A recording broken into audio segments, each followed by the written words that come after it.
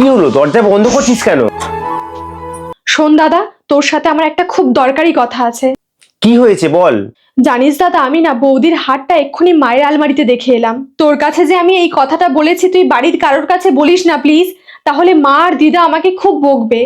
সত্যি এতদিনে মাকে চিনতে পারলাম না, চল আমার সাথে।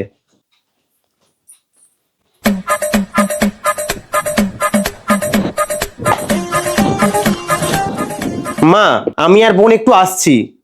এখন আবার ওকে নিয়ে কোথায় যাবি? দামি একটা হাত চুরি হয়ে গেছে, এত ইজিলি ছেড়ে দেবো? তাই সাধু বাবার কাছে যাচ্ছি। উনি হলেন সাক্ষাৎ ভগবান, সবার মনের কথা বলে দিতে পারে। না না, তোদের কোথাও যেতে হবে না।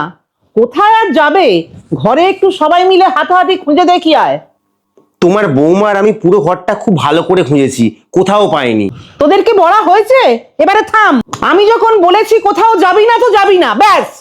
চল বোন, আর একবার না হয় খুঁজেই দেখি। চল।